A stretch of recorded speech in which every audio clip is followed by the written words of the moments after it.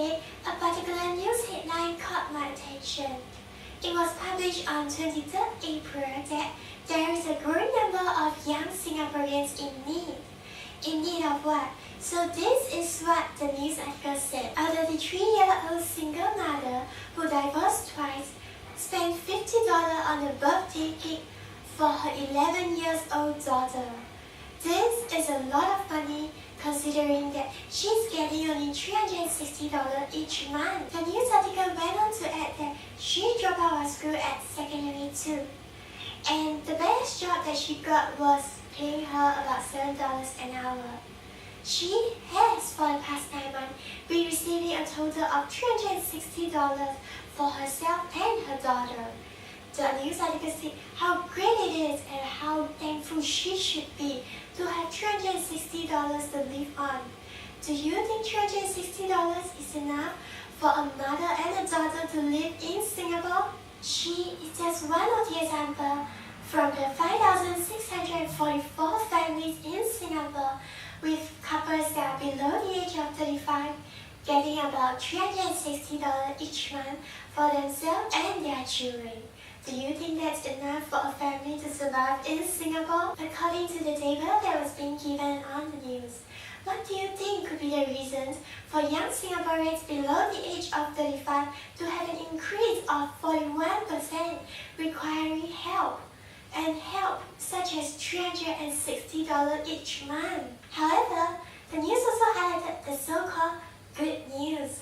And the so-called good news is that adult Singaporeans who are above the age of 35 requiring help is not as high, but only about 35%, which although there's an increase, is still lower than young Singaporeans at 41%. What do you think that could be the reason for Singaporeans below 35 and above 35 to require help? And if you were to continue reading, you will realize that older Singaporeans, in fact, above the age of 60 years old, those who require help are more than 74%. Why do you think so? If you are Singaporeans in Singapore, after working throughout your whole life, where is your money? Where could the money possibly be? Why is it that there are so many elderly selling tissue papers, collecting cardboards, and requiring help? Do you think that people who sell tissue papers should pay $120? And do you think that people collect cardboard because they enjoy exercising? Or do you think that there is some people taking away money, hard-earned money of the elderly, locking them up and not returning to them? Of course, there will be brainwashed people who believe whatever they read from the media just because it's on the internet, it must be true. Those people who believe in whatever propaganda that have been shown up to them. The people who believe in what's read 154 out of 180 countries in the world will say that, well, that is because the criteria for them to receive handout is so-called improving and much more lenient. However, think about this.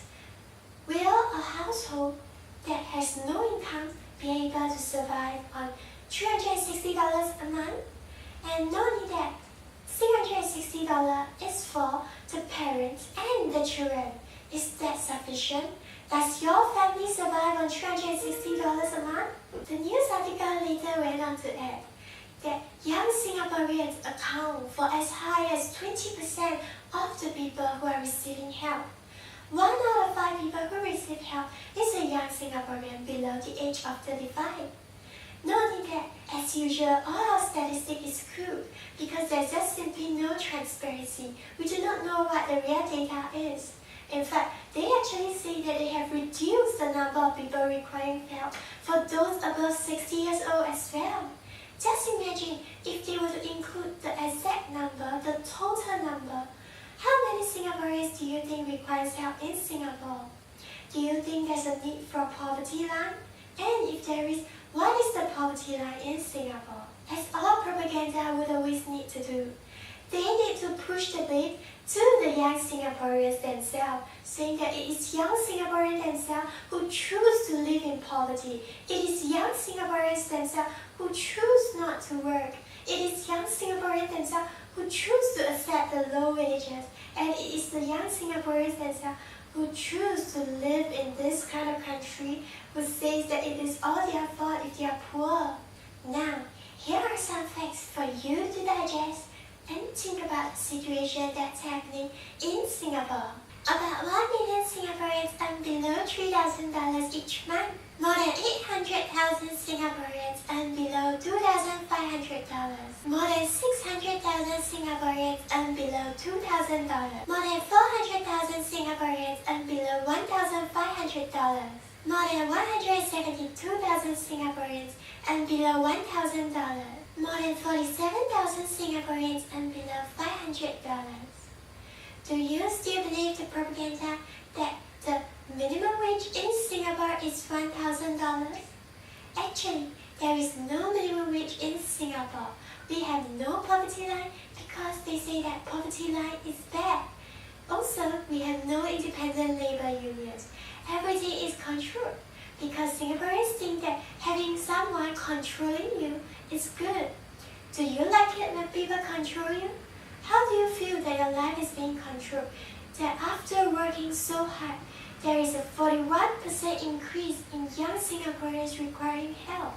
There is more than 30% of Singaporeans, adult Singaporeans above the age of 35 requiring help. And after working throughout your whole life, there is more than 70% of adult elderly Singaporeans above the age of 60 years old requiring help. Why do you think that after working your whole life, you have no money in your bank? Where could your money be? Where could your hard-earned money be? Who could be locking it up and not returning them to you? Remember to subscribe and check out more other videos that's available. See you!